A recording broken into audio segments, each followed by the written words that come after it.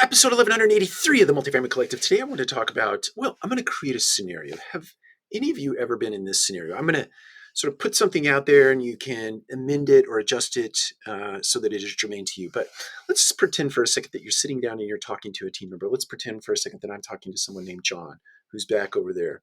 And I say to John, hey, John, I need to talk to you about the number of times that you've been tardy in the past 10 business days.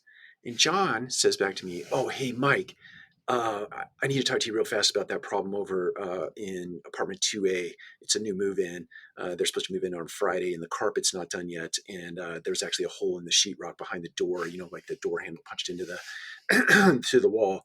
And so there's a sheetrock repair that needs to be done. And and then we're back to me.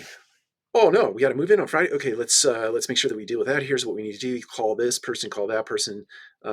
Make sure that we get in there. Make sure the sheetrock repair is done first, and then get the other thing done so that we can get the person moved in on time. All right, go get that done. Obviously, it comes off a little more graceful than that, but you have just seen a successful displacement of an issue that needs to be addressed with my team member. He quickly got me off course talking about something else that had a paramount importance, right? We needed to get somebody moved in. We needed to make sure that moving experience was a good one. But I allowed that to get me off the rails in terms of addressing an issue related to tardiness. And now I have to remember to come back to that issue.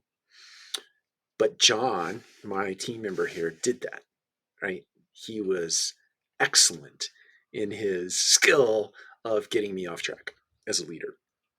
So my encouragement to you as leaders, when you sit down to have a conversation with a team member and a team member starts to get you off course in any way, they just start to take you down rabbit trails that seem important, and they might even be important, you need to bring the conversation back to the problem.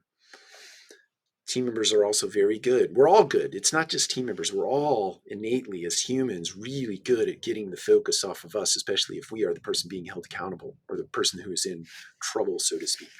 We're good at running down different paths.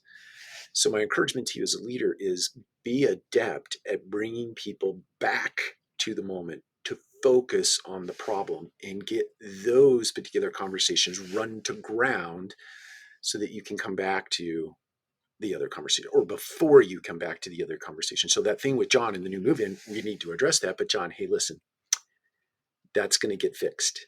And as soon as we're done with this other conversation about your tardiness, then we'll start to address that concern and we'll make sure that it gets done in a timely manner. But let's talk about why you've been tardy 3 times over the last 10 days. As a leader, you've got to have the courage to bring it back to the moment. You've got to be adept in the moment to read the situation and get people back on track. How many times has that happened to you? It's happened to me more times than I care to admit. My encouragement to you today is bring things back to focus on the problem. Take care. We'll talk to you again soon.